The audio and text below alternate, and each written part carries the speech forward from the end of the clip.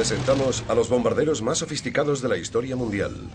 No perderemos ni un solo detalle de la última tecnología del Terminator. Y volaremos en todo un clásico de la Segunda Guerra Mundial.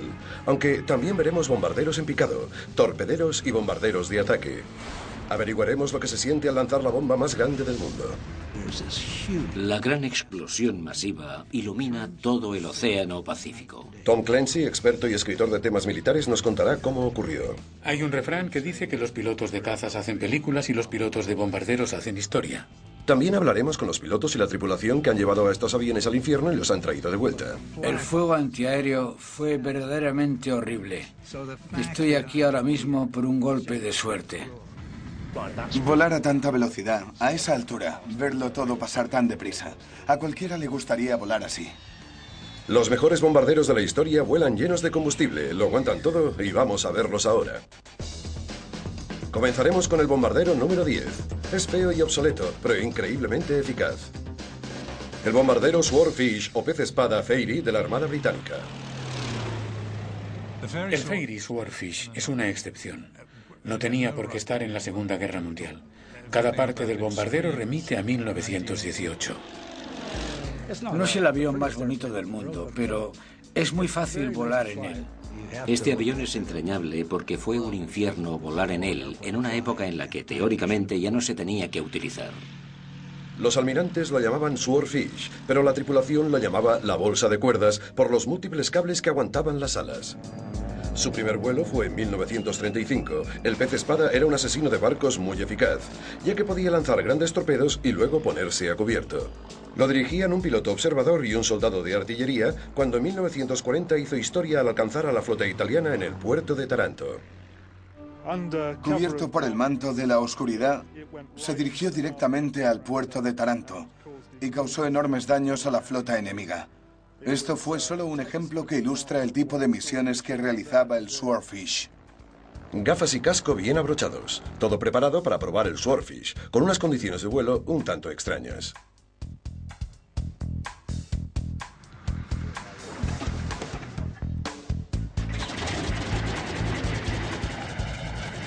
Es maravilloso volar en un Swordfish. Parece que se puedan dejar los mandos para comer algo tranquilamente mientras vuela. Más lentos que sus rivales y llevando un solo torpedo, el Swordfish alcanza una velocidad máxima de 225 km por hora. Pero fue diseñado para que se mantuviera estable y perfecto para disparar torpedos. El Swordfish era un buen torpedero, ya que era lento y estable como un misil. Se podía situar en el punto deseado para lanzar un torpedo con la seguridad de que lo haría correctamente.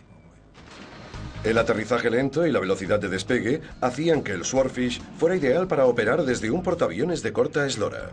Pero con una envergadura de 14 metros, un barco se le podía quedar pequeño. La solución, las alas se pliegan después del vuelo y las despliega para poder volar.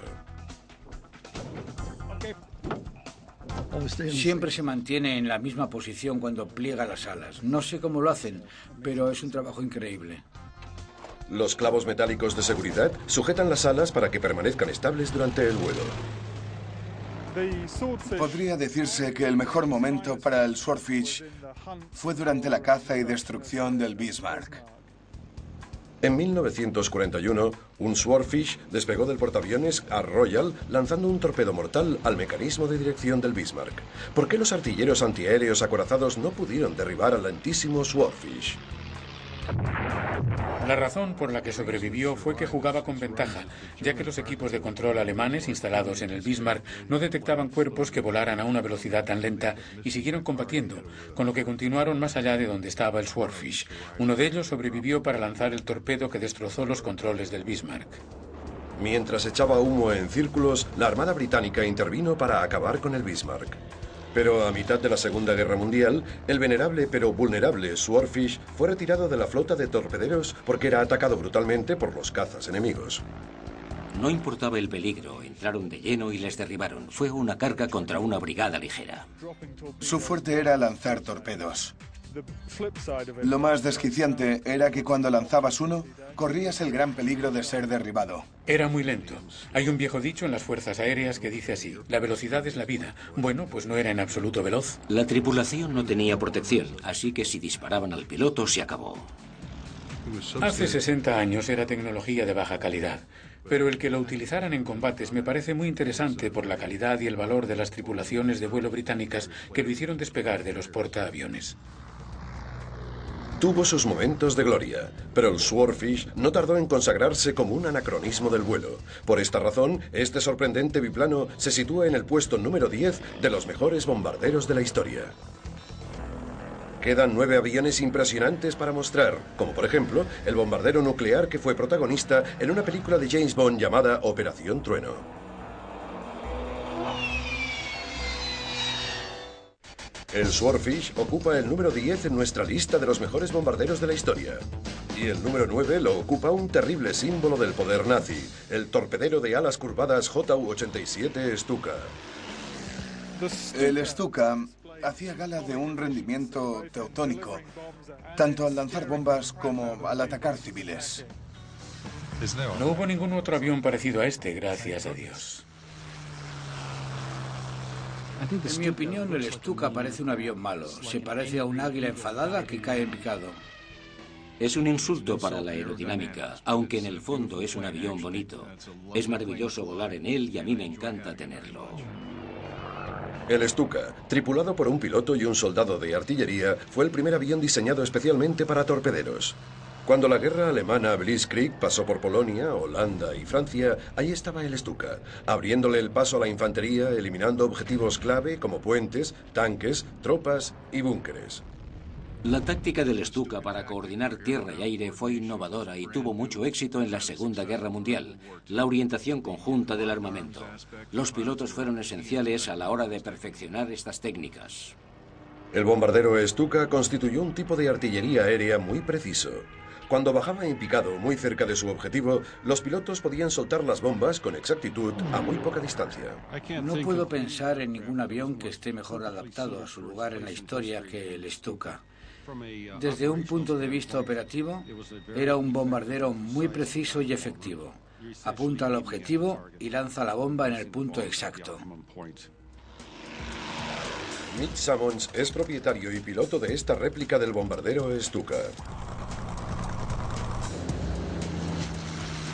El Stuka podía dirigirse a su objetivo casi en posición vertical. Por descontado, otros bombarderos no podían operar con tanta precisión. Con una bomba sin ningún tipo de radiocontrol, el bombardeo en picado es el mejor sistema. Cuanto más en picado sea el ataque al objetivo, más posibilidades hay de que salga bien. Los frenos en picado del Stuka fueron cruciales para reducir la velocidad del bombardero y así precisar y mejorar la estabilidad de la caída. Era uno de esos aviones con los que se podía caer muy en picado y no se aceleraba. El Stuka también fue el primer bombardero en utilizar la guerra psicológica de una forma terrible. Pero, por si fuera poco, y con el típico humor alemán, hacían sonar una sirena que hacía un ruido espantoso mientras que descendía. Los soldados agachaban la cabeza y se tapaban los oídos a causa del ruido estremecedor. Sabían que las bombas llegarían muy pronto. Unos ingenieros alemanes averiguaron que en un ataque vertical tan cercano, el Stuka podía, en teoría, romperse la hélice con su propia bomba, y dieron con la solución, una bomba colgante especial. Esta sujeción, claro está, supuso un gran avance en diseño, a pesar de que se balanceaba considerablemente. Esta bomba pesa casi 250 kilos, balanceaba todo el peso hacia abajo y la soltaba aquí, lejos de la hélice. Tras soltar la bomba, el Stuka se elevaba rápidamente y el piloto podía sentir cómo la fuerza de la gravedad multiplicada por 5 le presionaba. A causa de esto, muchos pilotos se desmayaban.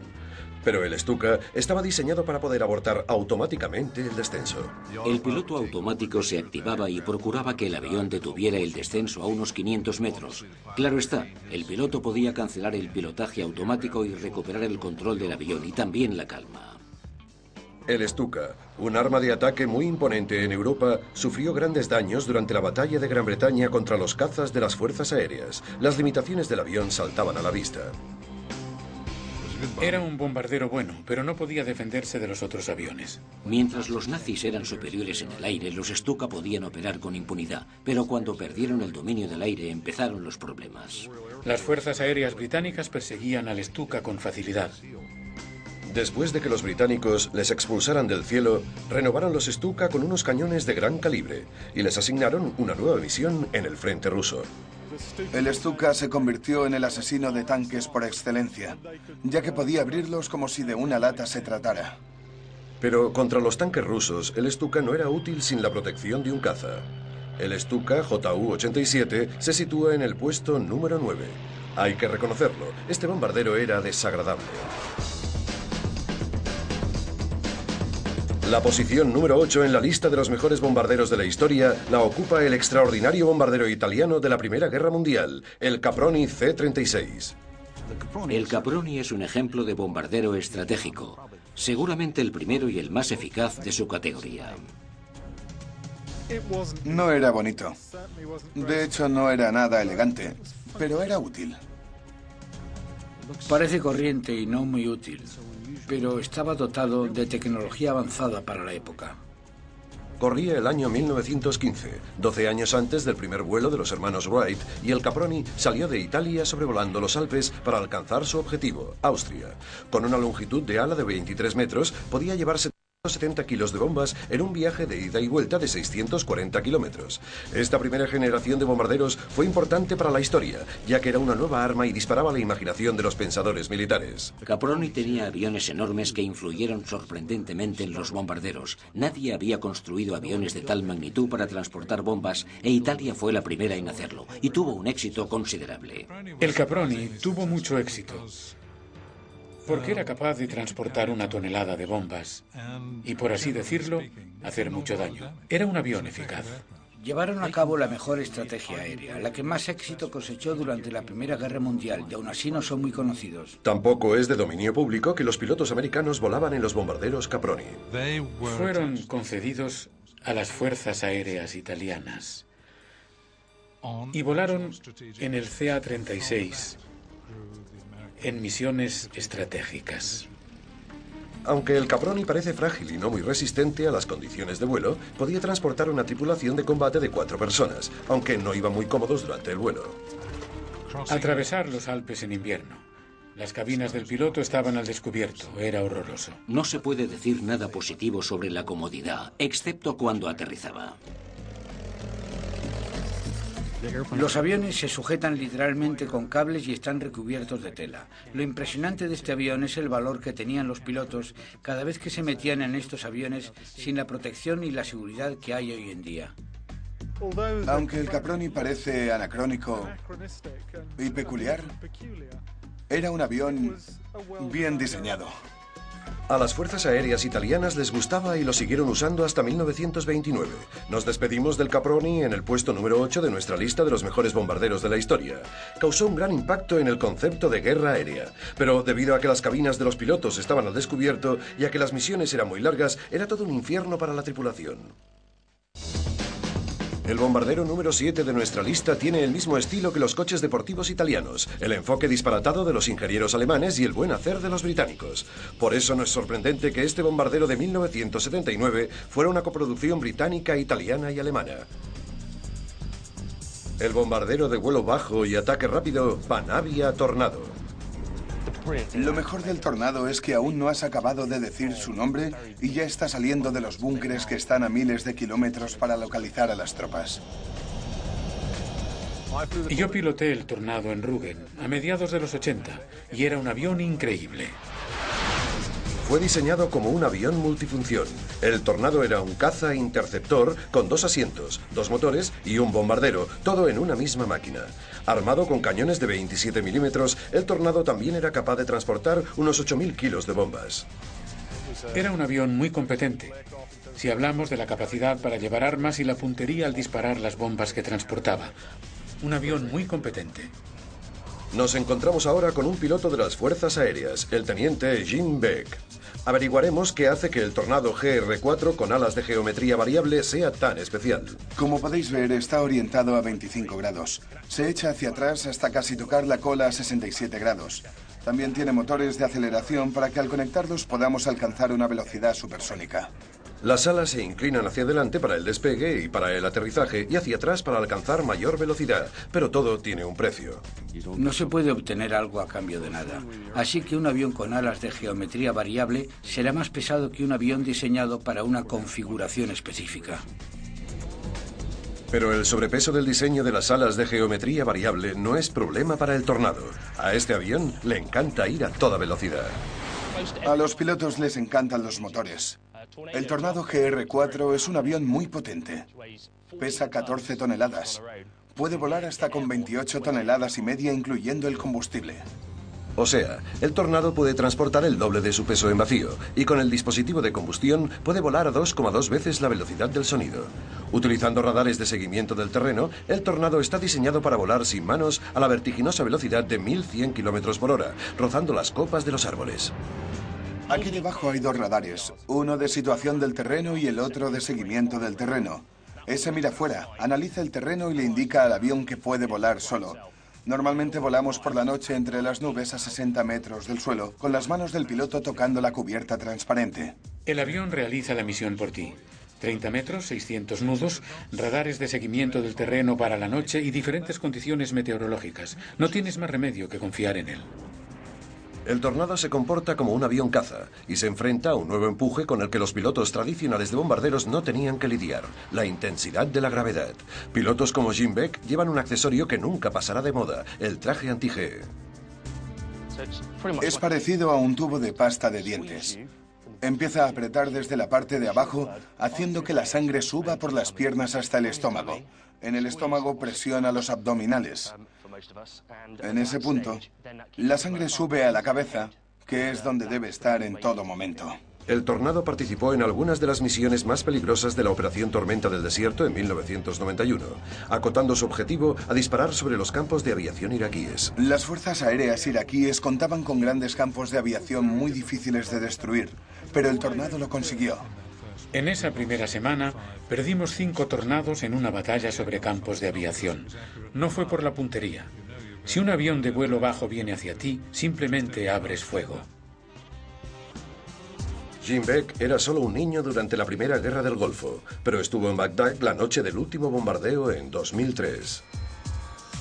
Él tenía que eliminar las zonas de lanzamiento de misiles de tierra. Yo iba al contrario que los radares que se diseñaron para derribar a otros aviones. Así que vimos entrar 700 misiles y un minuto después disparé mis cohetes desde unos 30 kilómetros. Fue un gran momento en mi vida. Eficaz y competente, pero el Tornado no sabía lo que quería ser en realidad: un bombardero o un caza. Depende de cómo se sienta el piloto en ese momento. Puede pulsar un interruptor y convertirse en piloto de caza en un minuto. Está diseñado para atacar como un bombardero. Todos los aviones, incluyendo el Panavia Tornado, sufren cuando tienen que realizar más de un papel. En este caso tiene 4 o 5. Si realmente quieres tener una superioridad aérea como caza, tienes que eliminar el papel que no te gusta y centrarte en aquel que eliges. En mi opinión, es mucho mejor bombardero y un avión interceptor eficaz. Como bombardero es un buen avión, como caza no. Los pilotos de caza me matarían si me oyeran. De vuelo bajo, rápido y desprotegido, el Tornado se vende fácilmente, pero no es ningún estereotipo. El versátil Panavia Tornado se sitúa en el número 7 de la lista. El número 6 de la lista lo ocupa el bombardero nuclear británico imprescindible y estrella en la película de James Bond, Operación Trueno: el Avro Vulcan. El Avro Vulcan tiene una belleza que impresiona a cualquiera. Te quedas mirando el avión y piensas: Dios mío, qué avión tan bonito. El Vulcan es un avión perfecto para fardar.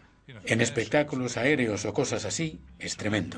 El Vulcan, con alas delta o triangulares, se ideó en las fuerzas aéreas británicas porque necesitaban un bombardero para ataques nucleares que pudiera ir a Moscú y volver. Al principio alardeaba de sus destellos nucleares tan modernos y blancos y se puso en funcionamiento en 1960. Podía transportar 10.000 kilos de bombas nucleares o convencionales, lo que equivaldría a unos 12 coches familiares. El Avro Vulcan fue un fenómeno para la época. Aquí tenemos un gran delta, puro, que estuvo en funcionamiento a 20.000 metros para ser un infiltrado nuclear contra la Unión Soviética. Fue diseñado para esto, para hacerlo bien de verdad, muy bien. El Vulcan tiene 4 motores Olympus que empujan 36.000 kilogramos a una velocidad máxima de unos 0,95 Mach o 1.000 kilómetros por hora. Y el Vulcan, o también llamado bote triangular, tiene cierta reputación por la agilidad de vuelo de un caza y no de un bombardero. El avión es muy fácil de maniobrar y cuando estaba en pleno apogeo, los cazas de la época no lo podían derribar a cierta altura. La configuración de sus alas con forma de delta era el distintivo del Vulcan, pero no solo las tenía para alardear. El Vulcan es un avión atractivo a la vez que estético, desde el punto de vista de la lógica y la ingeniería.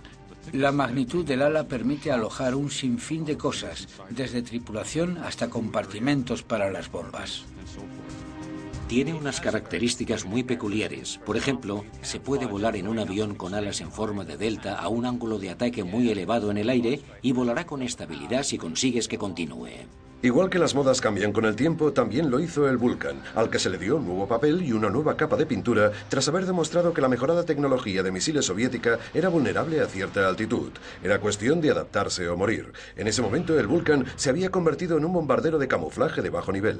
En el último minuto podías descender a 150 metros de altitud, abrir las puertas y apretar el botón. Entonces las bombas salían una detrás de otra. Pa, pa, pa, pa, pa, pa. Incluso entonces podías sentir cómo te alcanzaba la onda expansiva de la bomba, así que no era muy buena idea volar mucho más bajo. Ya en 1982, las Fuerzas Aéreas Británicas le concedieron una oportunidad y tuvo su primer y único contacto con el combate durante la Guerra de las Malvinas. Desde luego, enviar un Vulcan era enviar un mensaje muy convincente. Aunque solo lanzaron una única bomba en su huida de Port Stanley, fue un claro mensaje de que toda Argentina estaba a su alcance. Resultó ser un viaje de ida y vuelta de casi 13.000 kilómetros. La misión de combate más larga que jamás se hubiera llevado a cabo. Pilotar el Vulcan en combate era muy estresante para la tripulación. Además, el Vulcan tenía un sistema de emergencia clasista, lo que significaba que en caso de emergencia, lo más seguro era que solo pudieran sobrevivir los pilotos. En el avión se diferenciaban las clases. Los asientos de los pilotos eran eyectables. Los otros 3 miembros de la tripulación ocupaban la parte posterior, un agujero negro. No veían el exterior. Estaban de espaldas a la cabina y no tenían asientos de eyección. Si surgía algún problema grave a baja altitud, cosa que había pasado varias veces, estaba claro que la tripulación de la parte posterior sin duda alguna moriría.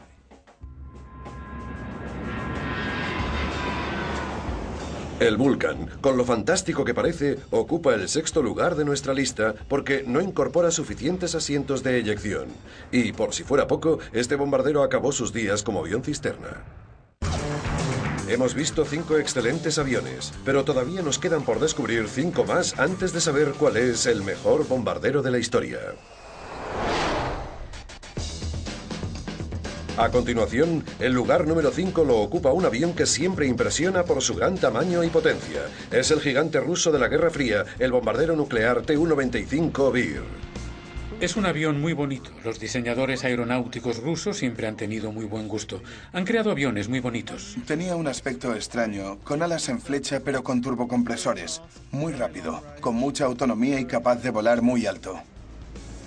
Sin duda, es uno de los grandes iconos de la Guerra Fría. Creado por los diseñadores del Tupolev, fue el máximo símbolo del poder soviético. Las enormes alas en flecha de 51 metros eran impresionantes, pero lo mejor eran los 4 motores turbocompresores que hacían girar hélices contrarrotativas de 8 palas, sistema gracias al cual este bombardero necesitaba muy poco combustible para cubrir largos recorridos. Una hélice contrarrotativa consta de 2 palas colocadas una frente a la otra que giran en sentido contrario.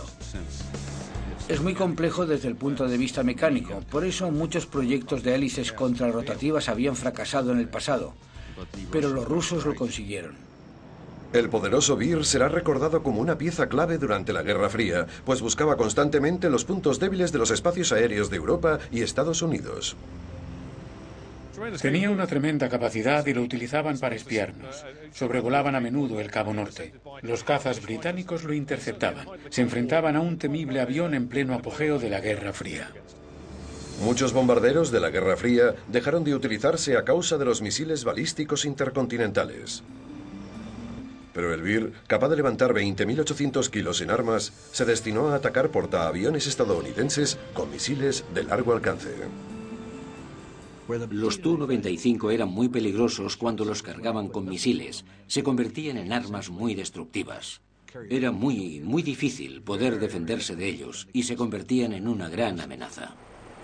Las hélices contrarrotativas le permitían tener mucha autonomía, pero el ruido ya era otro tema. Si algún piloto de caza durante la Guerra Fría ha visto un bombardero ruso de cerca, lo más probable es que se tratara de un Bear. Incluso desde la cabina y a pesar del ruido del propio avión, se podía oír el zumbido de las hélices contrarrotativas desde muy lejos. Y cuando la distancia era lo suficientemente pequeña como para poder hacerle fotos, el ruido era ensordecedor. Era tan ruidoso que los americanos lo oían con los instrumentos de escucha submarina que se utilizaban para localizar submarinos soviéticos. Siempre me ha gustado mucho el Bear. Lo curioso del Bear es que la Armada podía localizarlos con el sistema SOSUS, el sistema de vigilancia por sonar que utilizaban. Todo el océano Atlántico estaba intercomunicado como una gran telaraña para localizar a cualquier submarino ruso. También detectaban a los Bear por la singular frecuencia armónica que emitían las hélices contrarrotativas. Esto me sorprendió mucho. El inimitable Tu-95 Bear ocupa la posición número 5 porque para un bombardero es bastante embarazoso que te puedan cazar igual que al Octubre Rojo.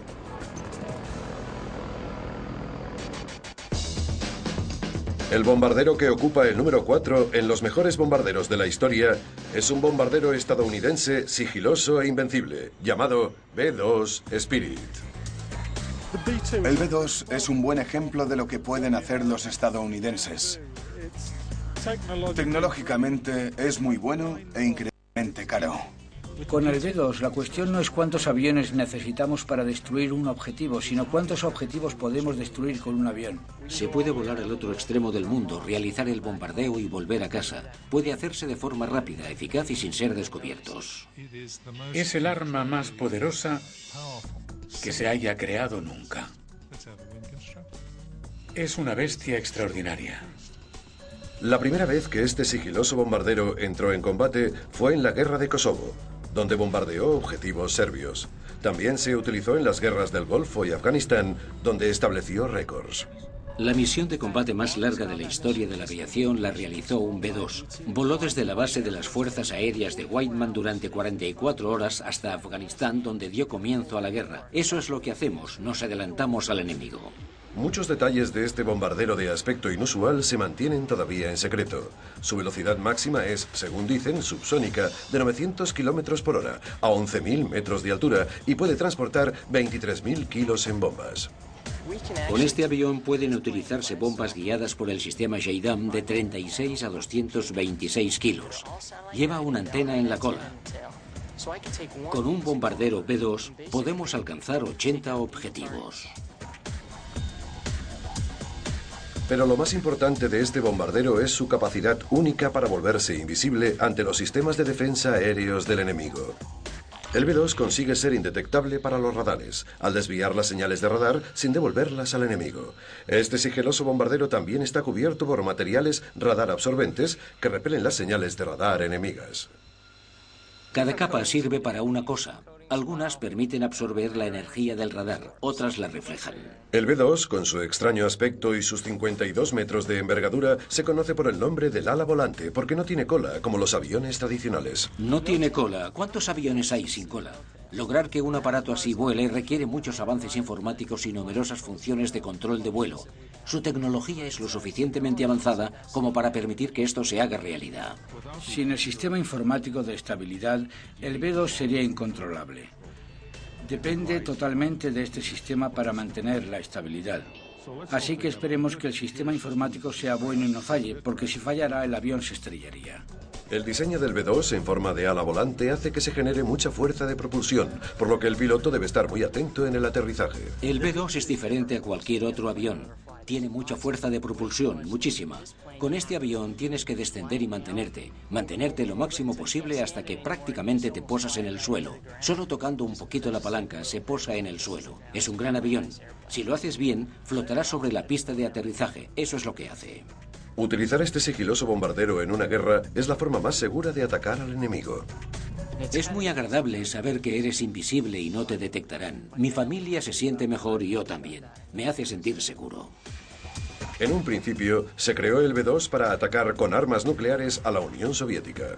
Con el final de la Guerra Fría y los grandes recortes en los gastos en defensa, solo se construyeron 21 de estos carísimos bombarderos. Cada B-2 ha supuesto un coste de 1.700 millones de euros. Hoy en día, nadie compraría ni construiría un B-2. De hecho, ya no se han fabricado más porque nadie ha querido financiarlo. El B-2 sirve para mantener a nuestro país libre y seguro. Se lo pone muy difícil a los países enemigos. ¿Ha valido la pena? Yo creo que sí. Proyecta nuestro poder en todo el mundo. Este avión es un instrumento de poder mundial capaz de atacar cualquier lugar del mundo. Debido a su coste de más de 1.000 millones de euros, los bajos números de producción y su corta experiencia en combate, hemos colocado al B-2 en el cuarto puesto de nuestra lista de los mejores bombarderos de la historia. En el número 3 tenemos al bombardero estrella para el mando de bombarderos de la RAF durante la Segunda Guerra Mundial, el Avro Lancaster. Si los británicos recuerdan dos aviones de guerra, esos son el Spitfire y el Lancaster. El Lancaster podía transportar muchísima carga. Era un avión fantástico. Fue el mejor bombardero de guerra. Tenía capacidad para llevar muchas bombas. Era temible. Yo diría que el Lancaster debe de ser uno de los mejores bombarderos de la historia, por no decir el mejor. Entró en combate por primera vez en 1942 y este bombardero de 4 motores fue el rey de las incursiones nocturnas en Alemania. La tripulación constaba de 7 hombres y podía transportar una carga mayor que cualquier otro bombardero en Europa. Dispone de una zona de carga muy grande para el transporte de bombas. Ningún otro avión durante la Segunda Guerra Mundial podía trasladar una única bomba de casi 10 toneladas, pero el Lancaster sí. Las misiones para la destrucción de presas con el Lancaster en 1942, conocidas como Dambuster, fueron los bombardeos más atrevidos de la historia. El objetivo, las presas alemanas en el Ruhr. El Lancaster llevaba enormes bombas de rebote que pesaban 4.000 kilos y que podían rebotar sobre el agua antes de explotar contra la presa. Las misiones Dambuster costaron la vida de algunas de las mejores tripulaciones del mando de bombarderos. Eran misiones muy caras, pero se conseguían los objetivos e hicieron mucho daño a la economía de guerra alemana. La capacidad del Lancaster para transportar tantas bombas se debía en gran medida a los 4 motores Rolls-Royce Merlin. Además, los motores del Lancaster podían producir unos 7.000 caballos de potencia. Seguro que mucha gente ha oído el sonido de un B-51 Mustang. Pues el Lancaster suena como 4 de ellos. Es maravilloso. Es como un gruñido. Lo complicado es hacer que esos motores Merlin vuelen. Los mandos están muy bien sincronizados. Como es de esperar, resulta muy pesado a velocidades bajas, pero a velocidades altas y de crucero, los mandos son muy precisos y dan mucha seguridad. Se maneja muy bien. Es un avión fantástico. El Lancaster llevaba una tripulación de 7 personas durante las peligrosas misiones en Alemania. Durante un ataque nocturno, quien más posibilidades tenía de que le alcanzaran era el artillero de cola conocido como el Thailand Charlie. Lo principal era evitar cualquier enfrentamiento con los aviones enemigos. Teníamos que huir, porque disponían de armas más potentes que las nuestras. La primera vez que vi un avión enemigo acercándose a nosotros, lo vi justo cuando giraba para perseguirnos. Se lo notifiqué al piloto. Le informé de ello e inició una acción evasiva. Pero a menudo le era imposible huir de los cazas enemigos.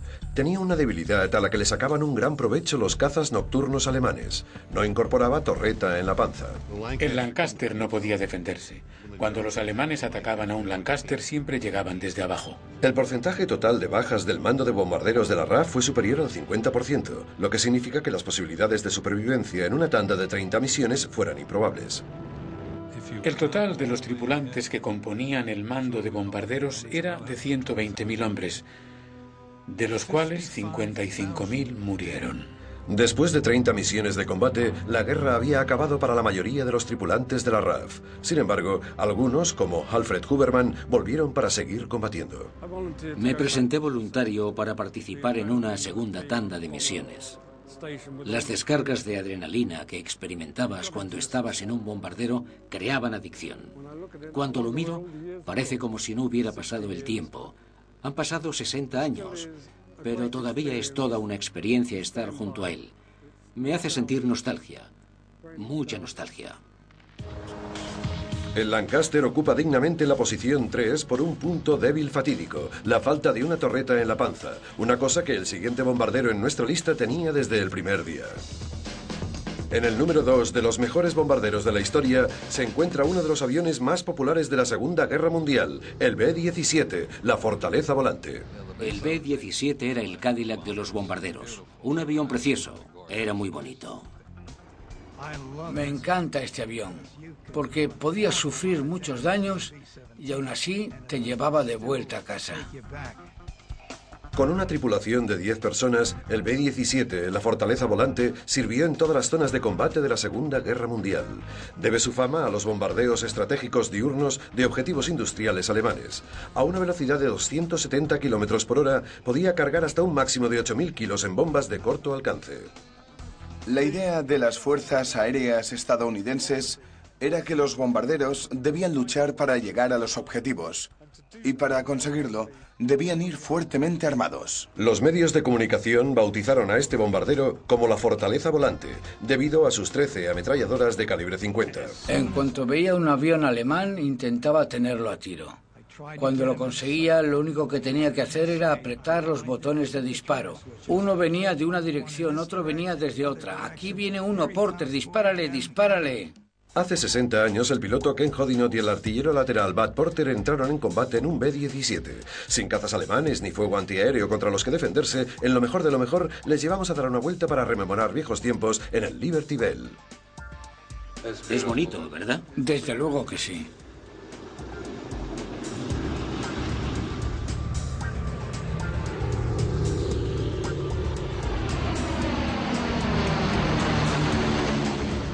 ¿Coges los mandos? Los tengo. Muy bien, ya veo que vas a hacer un giro a la izquierda. Vaya, es difícil de controlar. La resistencia del B-17 era legendaria. Aunque perdiese un motor o un fragmento de ala, los daños no le impedían seguir volando. Un obús impactó en el ala izquierda entre el motor 1 y el 2 e hizo un boquete enorme entre los dos motores. Todos notamos la explosión. Nunca he sentido una vibración como esa en toda mi vida. Muchos B-17 volvieron llenos de agujeros y con los estabilizadores verticales destrozados. Algunos volvieron con artilleros pilotando el avión porque el piloto, el copiloto y a veces el navegante bombardero, que estaban más expuestos al fuego enemigo en la parte frontal superior, habían saltado por los aires. Es un avión increíble. ¿Por qué el B-17 podía superar todo eso y llegar a casa? El B-17 era tan resistente por la gran cantidad de metal extra que tenía. Siempre he dicho que aplicaron la filosofía del Buick del 53. Hay que hacerlo grande y pesado. Esto confirma lo que siempre he pensado. Es el mejor avión que nunca se haya fabricado. Lo tienes dominado. Hace que me sienta como si volviera a tener 21 años. De verdad. El B-17 lanzó unas 500.000 toneladas de bombas sobre objetivos europeos en ataques diurnos. Pero pagó un precio muy alto. Casi 5.000 B-17 fueron abatidos, lo que supuso la pérdida de 47.000 hombres. Por tanto, el B-17 ocupa la segunda posición en los mejores bombarderos de la historia. Este bombardero no podía estar a la altura de su sobrenombre, la Fortaleza Volante, sin ayuda de una escolta de cazas. Aunque para Ken y Bud, volar en un B-17 sigue siendo la mejor experiencia de sus vidas. Es un gran avión. Boeing creó un superavión. Es muy bueno. Seguramente esto ha sido lo más emocionante que he vivido después de la Segunda Guerra Mundial. A continuación, descubriremos al número 1, el mejor bombardero de la historia. Aquí tenéis una pista. La mayoría de los pilotos que pilotan esta bestia hoy en día ni siquiera habían nacido cuando este bombardero empezó a utilizarse. El número 1 de nuestra lista de los mejores bombarderos de la historia es el indiscutible peso pesado campeón del mundo aéreo, el B-52 Stratofortress. En un principio, se diseñó para provocar un Armagedón nuclear en un viaje sin retorno a la Unión Soviética, pero actualmente ha seguido utilizándose en el Golfo y Afganistán.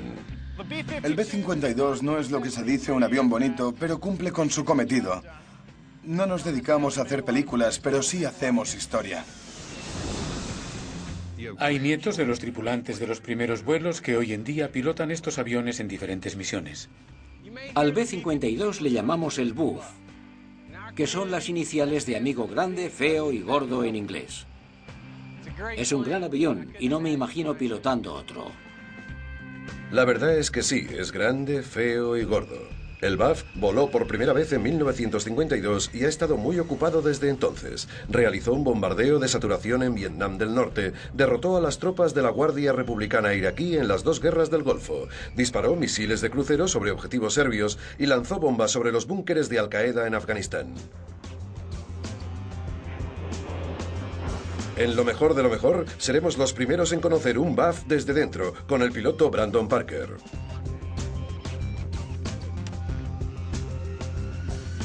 Estamos preparados, chicos. Seguro que habéis oído muchos nombres para el B-52. La artillería volante podría ser uno de ellos. La verdad es que transportamos muchas bombas. Somos capaces de sobrevolar un puesto militar y dar soporte al ejército de tierra de coalición durante un largo periodo de tiempo. Lo que significa que tenemos mucha capacidad. En los años 60, antes de que nacieran la mayor parte de los actuales pilotos de los B-52, este avión recordó a los rusos durante la Guerra Fría la amenaza nuclear que suponía. Era algo muy disuasivo. La Unión Soviética no podía enfrentarse a eso. Nikita Khrushchev, tras la crisis de los misiles de Cuba, a menudo comentó que él, en todas sus decisiones, tenía que tener en cuenta que en sus fronteras patrullaban B-52, cargados con armas nucleares, preparados para entrar en acción en cualquier momento. Se lo pensó bien y finalmente cedió. El B-52 puede transportar la asombrosa cifra de 31.000 kilos de armas, incluyendo bombas nucleares y convencionales. En cuanto al peso, es como cargar 40 coches familiares. Las alas inmensamente fuertes del BAF no solo levantan la carga de las bombas, sino que además están llenas de combustible, cosa que le da al bombardero una gran autonomía. A medida que nuestro peso bruto aumenta, los extremos de las alas están más cerca del suelo. Por eso es importante tener estas ruedas dentadas aquí, porque llevamos la mayor parte del combustible en las alas. Cuando aterrizamos, dependiendo del peso bruto, estas ruedas dentadas tocarán el suelo y empezarán a girar para darle algo de estabilidad a las alas. La clave del éxito y la longevidad del B-52 vuelve a ser su diseño. Se debe a que tiene un armazón fantástico. Es prácticamente indestructible.